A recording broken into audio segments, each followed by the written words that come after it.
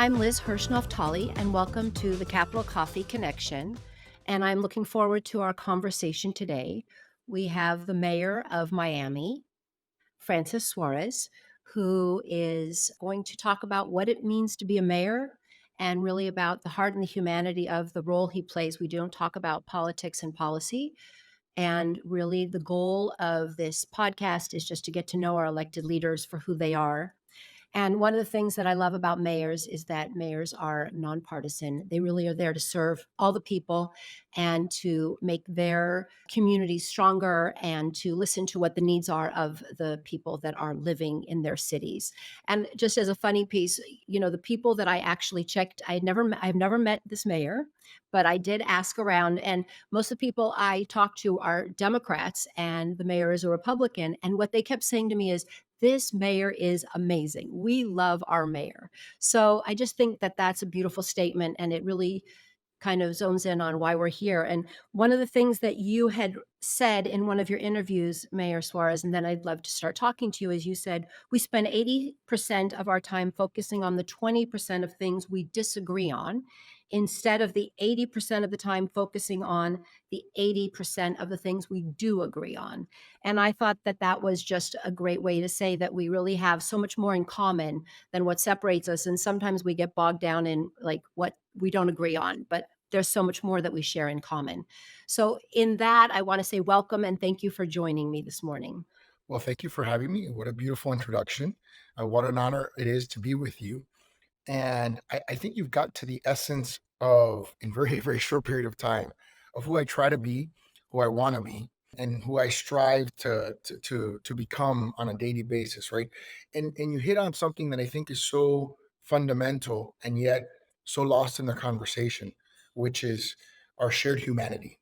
If you were to any given weekend, go to a family event, watching a game, people watching the Super Bowl. I'm thinking right now of the Super Bowl party that I was at. You are gathered around an event that everybody can relate to, right? This football game, this sort of social gathering, and people are having great conversations about life and family and love, etc.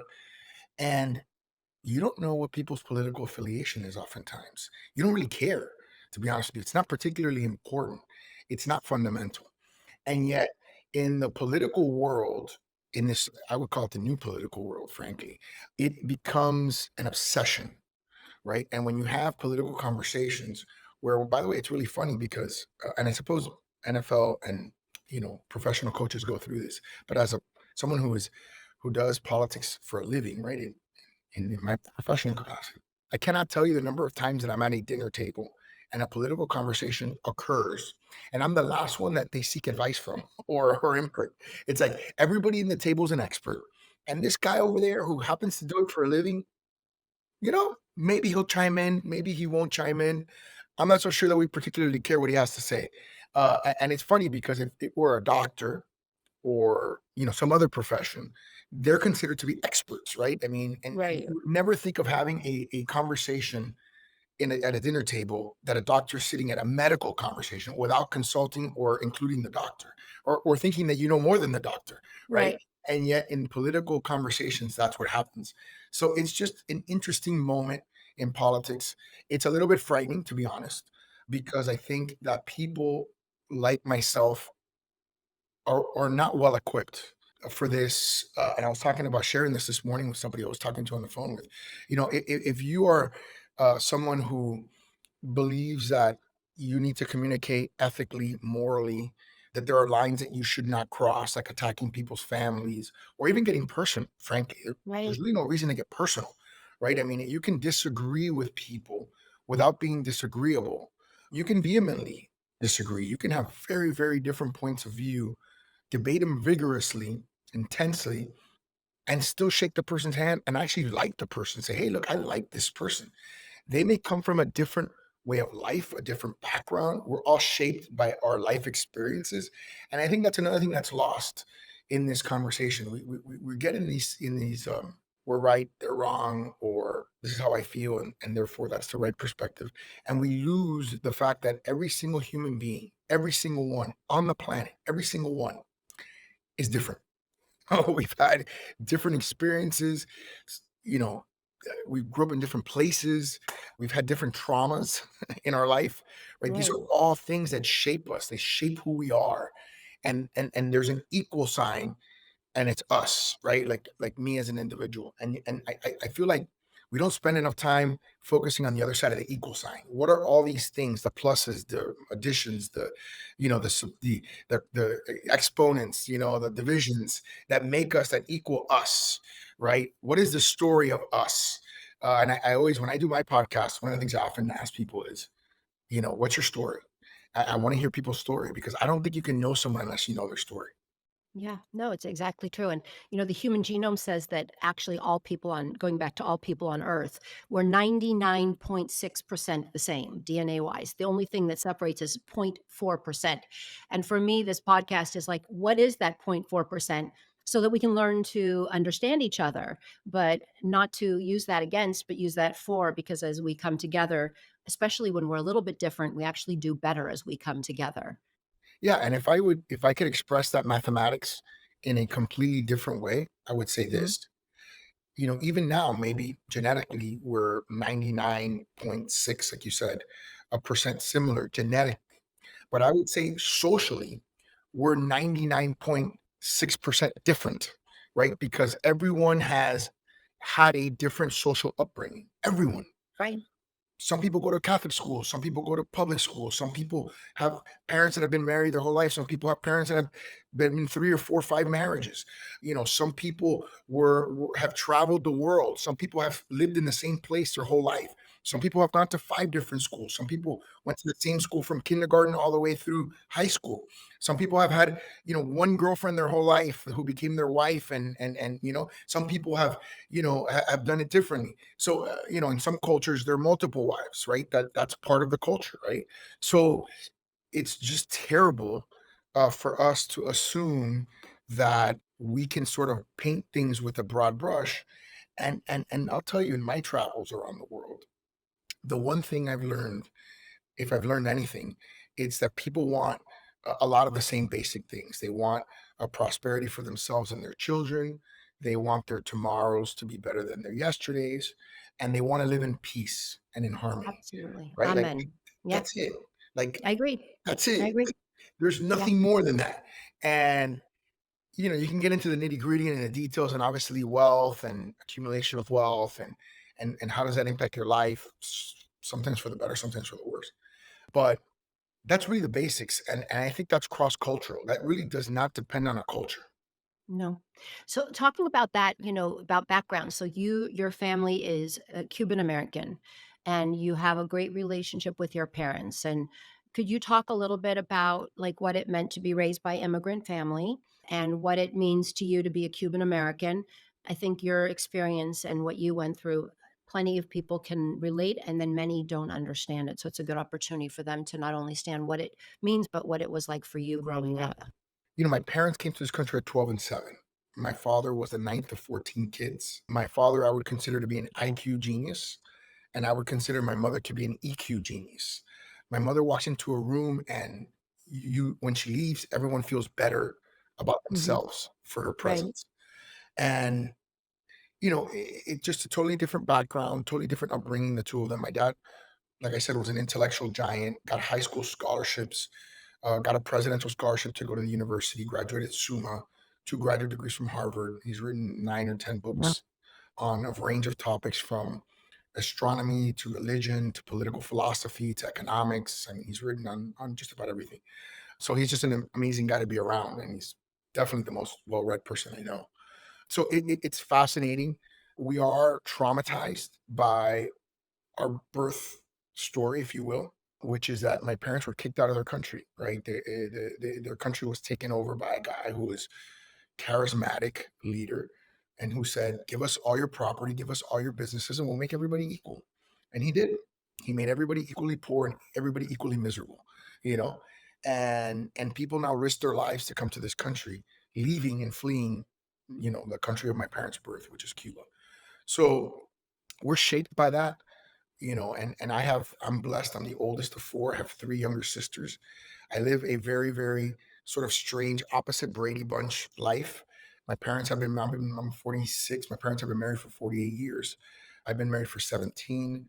All my sisters have been married and are on their first marriage. They all have kids. I have kids. I have 2 kids. My wife is also the oldest of 4. Her parents have been married for 46 years. You know, we've been married for 17, and all her siblings' first marriage, all with kids. So it's what maybe it would be like a 1950s lifestyle. But I'll tell you that if anyone were to ask me what's the secret to your success, I would say my faith, my family, and my friends. Right. And sort of in that order, right? My faith is my connection to God. So that's my spirituality. That's like my what helps shape my inner being, right? My connection to the inner, to the Almighty, my purpose. So that gives me a lot of a lot of desire to live and accomplish things. I would say in connection with His will for me. That's the way I would phrase it. Then my family. I mean, I just articulated my family. I'm very blessed. I'm uniquely blessed. I think in the modern day that I have this family, and then in my friends, I have a lot of the same friends that I had since I was 2 years old. I've been very Right. blessed. I can count on probably one hand the number of friends I've lost in my lifetime. True friends, like real friends, right? Because politics is a different thing, right? Yes. There's political friends and there's real friends, and I pride myself on having people by my side that I love, that I trust, and that love me for who I am, not because I'm the mayor or because I was a councilman or whatever I may accomplish in life. It's not about that for them. It's they know who I am, the essence of me. I was born and raised in Miami. I'm the first mayor of Miami that was actually born in the city. I went to high school in the city. I went to college in the general metropolitan area, and then I went to law school in Gainesville and University of Florida. I was not the overachiever. I was probably an underachiever for the vast part of my life, and maybe because I was my father's son who was such an overachiever. It Right. was sort of maybe a rebellion. But at some point in my life, I'd say I'm about 20. I decided that I had to sort of turn it on, and that I had to, if I wanted to do something significant with my life, I had to get serious. And I started getting serious and disciplined. And then I could see the byproduct of that. So I was definitely a late bloomer, which I think is a nice thing to share with the audience because there's some I think misperceptions that anyone who's successful must have been like this super intense go-getter, super involved. They knew what they were going to be at 10 years old, and I am quite the contrary to that. I Right. was not that person. Well, my mom used to always tell us, "You do not wanna peak when you're 18," because like, we'd be in high school and I'd be looking at all these others, and Yep, they seemed like their lives were just more enchanting and more incredible, and she'd be like, "You just do not wanna peak at 18," because and then she would tell me stories about, like, her reunion and, like, the kids that peaked at 18 when they were, 40 years later, they weren't doing so well. But, that's a great. I think our goal is to keep trying to peak, trying to get to that place. I Could think you that's tell, great. me a little bit, like, your parents sound like amazing people. Did they have advice for you growing up, you and your sisters, like some saying they would have or something they would say to you, which came from obviously their experience, but that they wanted to give to you as a young person in a new country? So I'm smiling because I'm thinking really more of my grandparents. I'm thinking of my Okay. grandmother on my mom's side, and I'm thinking of my grandfather on my dad's side, my dad's dad, and my mom's mom. These are the two nuggets that stay with me from their generation. Yeah, that's One of them, important. yeah, one of them is my grandmother used to say in life, I'm gonna say it in Spanish and then I'm gonna Okay. translate it. She would say, En la vida siempre tiene que ser agradecido. In life, you always have to be grateful. And I think that gratitude, thanking God every day for the things that you have, as opposed to Yeah. obsessing over the things that you may not have that you want. I think that makes all the difference in your perspective, in your attitude, in your approach to life. And I'll tell you, the biggest compliment that you can give me was the one that you started the show off with. Not because it's Republican Democrat, but because I think what I got out of it, the compliment was that I've had a positive impact on these people who you spoke with, and that Yeah. their impression of me is, yeah, this guy's a great, he's alive, he's fun, he's jovial, and I'm trying to transmit that and connect with people. And so I feel like I did my job. And so that the inner me became connected to them. So I think that's one. The other one is kind of marital advice, right? And this came from my grandfather, who said, "When your wife tells you to jump off a roof, you start looking for a low roof." You know, Okay. That's helped me survive 17 years of marriage. But in terms of my parents, I would say this. I grew up very different from my wife. My wife grew up kind of sheltered. She lived in a suburb of Miami called Coral Gables, which is a very sort of a wealthy area, and you know, we're very different in that sense. I grew up. I was a nomad. Think Mad Max. I was the guy riding on the things where I was a nomad. I had no Yeah. curfew. So the biggest thing that my parents did for me was the example that they set of a loving couple, of good parents, of Right. responsible people, of ethical people, right? I Yep. remember a story. My dad was mayor. My dad was also the mayor. I kind of glossed over that. He was a mayor from Yes. 1985 to 93. And I remember a story very vividly, which shapes me, which, the city had a contract with us, I'm sorry, with the cable companies. And one day I get home, and this was in the 1980s when you used to have the little brown boxes, the cable boxes. I don't know if you Yeah. remember that. We had all these channels, like HBO and Showtime, and all these things back then. It was like, oh my God, the movie channels.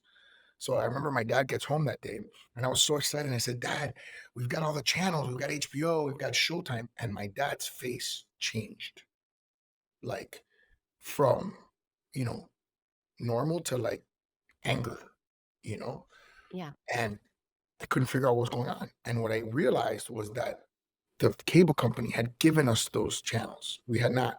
That wasn't part of the subscription that we had, right? Mhm. And so my dad, was upset. He was furious, and he said, "No, I do not want anything from the cable company that I have not paid for." And he called the cable company, and they said, "Mr. Mayor, everybody, we're doing this for all the elected officials. It's gratitude. We're grateful. We have this contract with the city." And he said, "Absolutely not." But nobody is rejecting. You're For the only your one. dad. Yeah. And he said that, "I don't care who's accepted it or rejected it. I do not. I paying for basic cable. I want basic cable, and I do not want anything from you that is above and beyond that." And I think Right. nobody was watching. Nobody knew about it. It But wasn't a he knew press thing. inside. But Yeah, he it knew wasn't a inside. press thing. He didn't call a press conference the next day and say, the "I'm such a good guy." Nobody ever knew about it. In fact, I that mean, press he didn't tweet it, he didn't put on Instagram, he didn't want it yeah, I like where we are today, yes. none of that. And Yeah. nobody would have known about it. Had I not witnessed it, I wouldn't have even known about it. He may have been the only person in the world that would have known about it. And the world would never know the story, But right? from his example, you learned. Absolutely.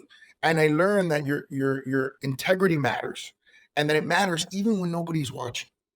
You It know what I does. mean? And so, that's something that always stuck with me.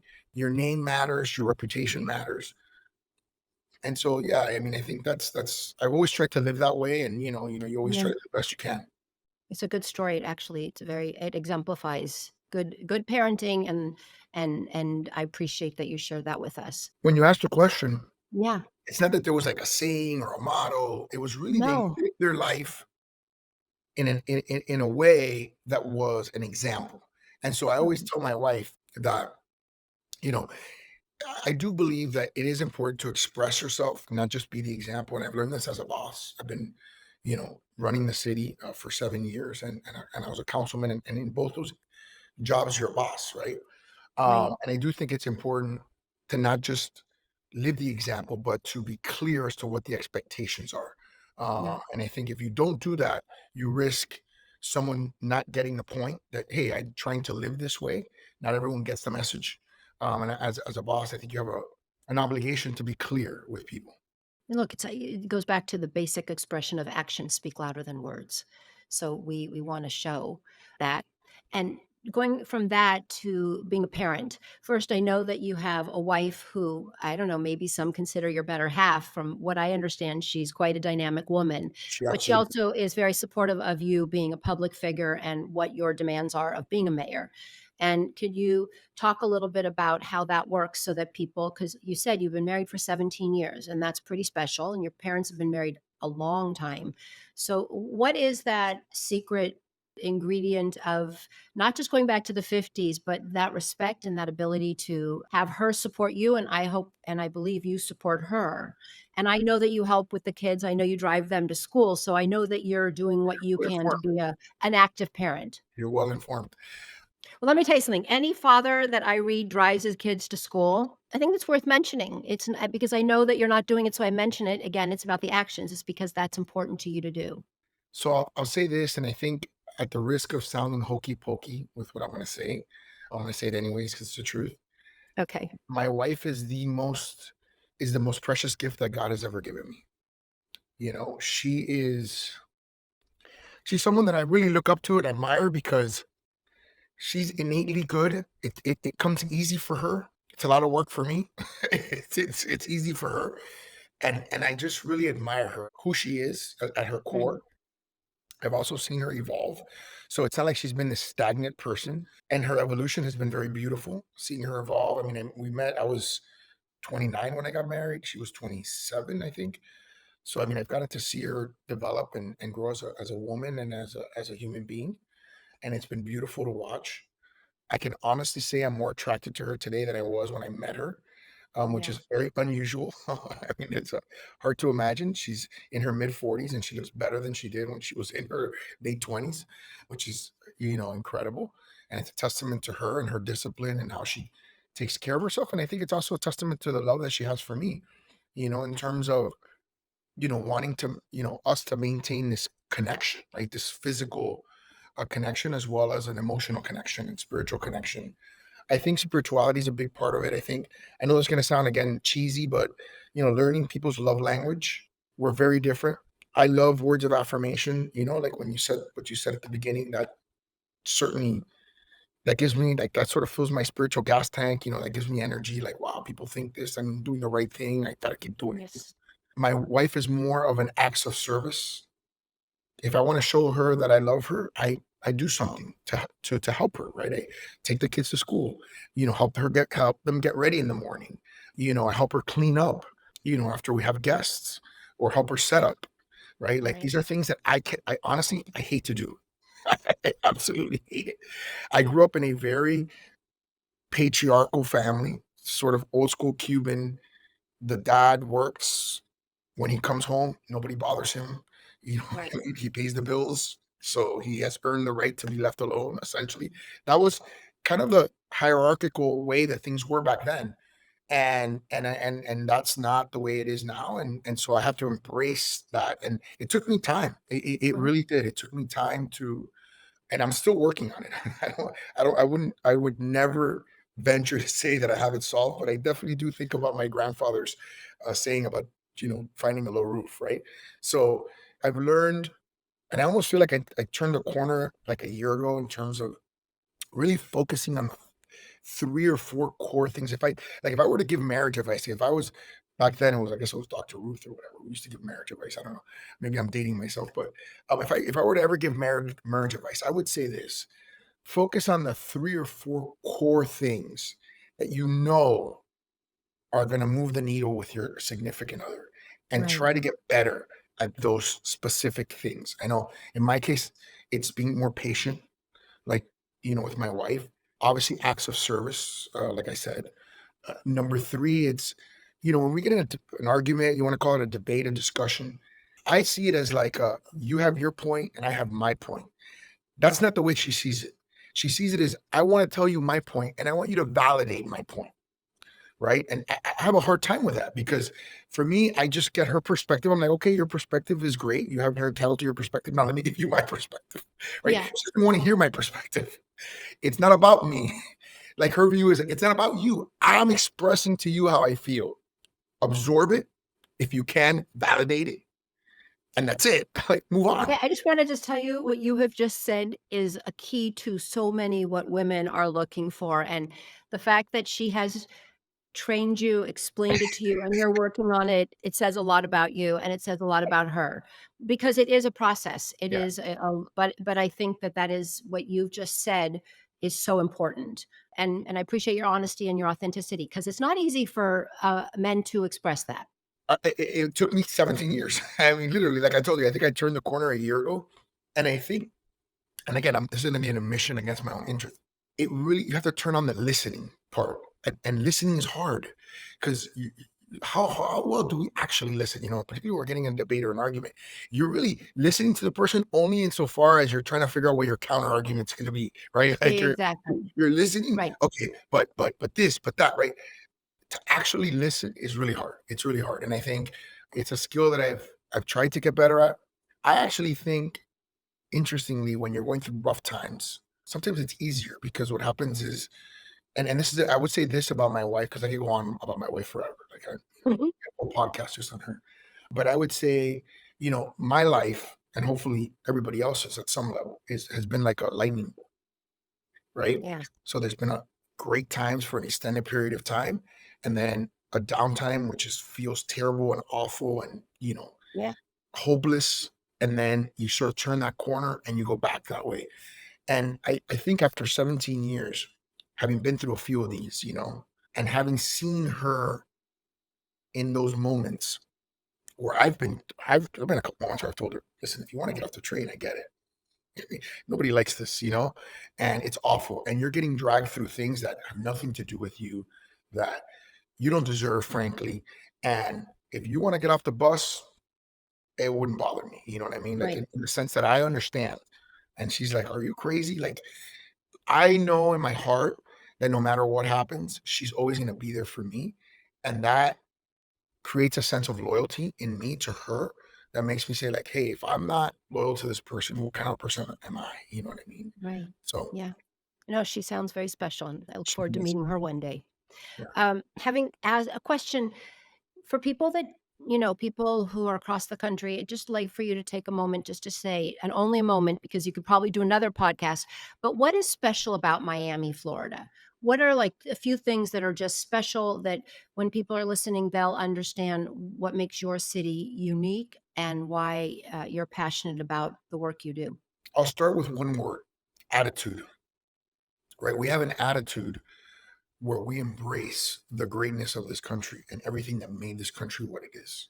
And I think Yeah. a part of that is the fact that we were kicked out of a lot of us were kicked out of our own country, right? Right. And so we have a deep sense of appreciation, and we found so much generational success in one generation where we know that if you just stick together as a family, you work hard, you play by the rules, you treat people kindly and with respect, you have a very good chance of being successful in this country and passing along that success to the next generation. So I think that's really the secret sauce. Again, there's a lot that goes into that. I think a lot of American cities right now, and I love my brother and sister mayors, and I don't mean this as a direct criticism of them as individuals, but they have gotten a little lost in that. They've and we're benefiting, frankly. We grew 14% last year. We had the lowest unemployment in America. We had the highest wage growth. We had a lower homicide rate last year in 2023 than we had in 1947 when we started recording homicides. In Wow. 1947, we had a third of the population. In 1980, we had 220 homicides. Last year, we had 31, right? An 85% reduction from that high. So what we're doing is dynamic, is special. It values, in my opinion, you and everyone's most precious asset, which is not how much Bitcoin they have in their bank account. It's their time, right? And I think once cities start building themselves around what I call ROT, return on time. If cities don't do that, they're going to fall behind. The cities that do that are going to get Right. ahead. You Right. can call And it so, quality of life. Some people call yeah. it quality of life, right? I call it Yeah. return. Yeah. So the last fun part is I'm just going to ask you a few questions about you. And it could be a one word answer, it could be longer, but just a handful of questions for people to just go, oh, that's interesting about the mayor. Or not. What is your favorite sound? The water crashing, the waves crashing in the water, I think. I like that one. What is your favorite color? Black, believe it or not. Okay. Sort of the absence of color. I don't know. Okay. Yeah. What is your favorite smell? My favorite smell is cologne. Good cologne. Yeah. One of my questions, which I'm not going to put you on the pressure, but I've asked others, is what's your favorite housekeeping chore? But since I already heard you don't really like housekeeping or cleaning, I think it'll just be when you have a party and you can support your wife to clean. Yeah, I think that's fair. Yeah, I think Yeah. anything that I do that makes my wife happy is my favorite chore. And do you exercise? Do you have time to exercise? What do you Religious, do? I do a combination of things, but first of all, I cold plunge. I've been cold plunging almost every single day since I started the year. Good. Then I work out, and then I have like a little steam room in my master shower. So I do that for about depending on the how much heat I can take, 5 to 7 minutes. So sometimes I do HIIT stuff, sometimes I do CrossFit, sometimes I just do weightlifting. It depends on the day. It depends on my body, how much rest I got, how I feel. I work out with my wife, so that's a lot of fun too. Good, good. Work out together. And what would be the one meal if you were stranded on a desert island that you could have? What would it be? Oof, if I was stranded on a desert island, it'd probably be fish. I'm a big spear fisherman. I love spear fishing, so I probably Oh, great. would go for catch fish and eat the fish. And where in the world would you and Gloria would love to go with your kids as a trap on a trip that you've never been before? We're going soon for the first time to Europe. We've never done that Mm, before, so that's gonna nice. be a lot of fun. Look, I think the way I look at traveling is I don't know how to describe this, but it's you gotta hit the basics first, like, as with kids, it's like, they gotta take them to Rome, they gotta take them to Paris. My family's from Spain, so we go to Spain, right? So, take them there, and then you get more exotic, and then I do wanna do some stuff which I actually have never done, like, in the continental US, right? And go to, like, for example, the Grand Canyon. I've never been to the Grand Canyon. Wow. Yeah. Love It's a to do great that place to take your kids too. you know what I mean? I've never done that. So, the redwoods, trees in California, I'd love to do that with them at some point. So there's the Niagara Falls. There's stuff that I want to do that I've never done myself. I certainly would want to do it with them. I've never like my dad's never, he's a 9 to 14 kids. He's never been like, he's not an extravagant guy, which is a good thing.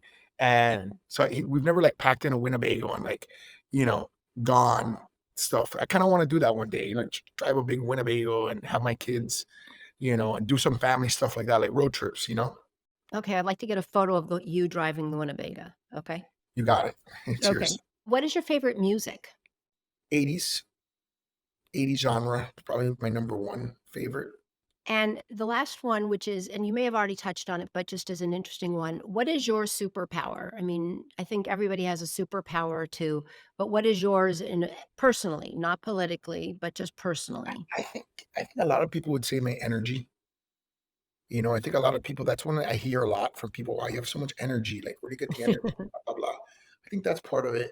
I think I try to be very nice to people, and I think sometimes people mistaken niceness for weakness, and that's always a delicate balance in politics is how do you project how can you be nice to people and treat people nicely without them thinking they can take advantage of you? And it's Right. just really tough. It's a tough thing to balance, and every once in a while, you have to show a side of you that people say, "Well, maybe I don't wanna mess with this guy." You know what I mean? I think that's Yeah. an unfortunate reality in politics and leadership. It's not just politics. I think in any leadership dynamic, it's a tough thing to balance. I wish I could be nice all the time, 100% of the time, but unfortunately, sometimes, you're called upon. There's Yeah. a great movie. I'm a big movie guy, and I love movie lines and movie scenes. There's a great scene, I'll end with this, from the movie Roadhouse, the first one with Patrick Swayze, and he says there's 3 rules. And, the first one is take it outside. The second one is never underestimate your opponent. And the third one is be nice. Be nice until it's time to not be nice. Well said. Okay, we're on our last question, which I've asked a lot of electeds, and I love my answers. And it's about joy, which you've talked about, especially even going back to your grandfather and his advice. But what does joy mean to you? What gives you joy, and how do you share that joy with others? It's actually a very profound question, in my opinion. And I would say this I'm not a naturally joyful person. You may be surprised to hear that. My dad is a super joyful, almost to like, I don't know if you ever read the book on Steve Jobs by Walter Isaacson, where he talks about Steve Jobs' kind of ability to bend reality to his will. That's sort of Mm, the way my dad is. He's joyful in a way that almost seems like divorced from reality. My mom is very emotional, and this is where the EQ thing comes in, right. and can trend to kind of sadness or a little bit of like a, pessimistic personality. I've just learned over time that that doesn't really work for me. It doesn't. So for me, joy is the goal. I think it starts with personally for me, it starts with my faith. If you're restless internally, it's hard to get to that place of joy. You need to be Right. internally comfortable, internally settled to get there. And I actually think there's a lot of things that have to do with physiological dynamics too. I think you've got it, the three basics: eating, sleeping, and exercising.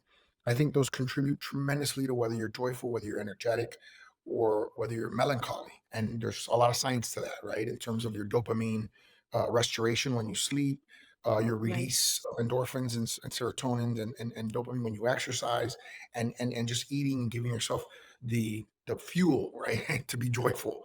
So I think about that, and then I think again, it goes back to the word that I think describes our city and is attitude. Is this glass half full or is this glass half empty?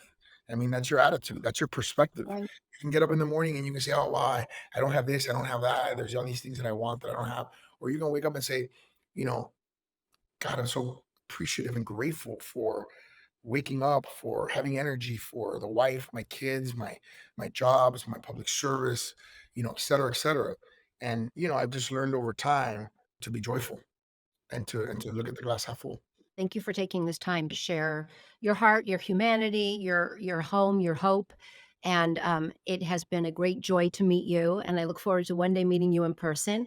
But for today, I just want to say thank you for sharing yourself and really blessing us with your presence. So thank you for being here. Thank you for this opportunity. I mean, what I love about the new podcast world is everything is free flowing and long form. And I think that we've for a long time in our society we lived in a short form world where everything was in sound bites and 2 minute Yes. increments. You just can't really get to the essence of anything. I think that's why content is being so disrupted right now. And people have so many different outlets to get information. I mean, the last I don't even really watch TV. The last thing I saw last night, I couldn't put down this podcast that I was watching last night. I have this other podcast that I'm watching this morning. It's free. You know what I mean? And I'm watching it, and it's just like, so that's where people are getting their information now, particularly, I think, thoughtful people. Yeah. Well, it's a very democratizing way to get information because everybody has access to it. So, on that, have a beautiful day in Miami, and we'll see you soon. You have a Thank you. beautiful day as well. Thank you. Thank you. Hi, it's Liz. Please join me every Tuesday for coffee to talk about heart and humanity with our elected leaders. Ciao.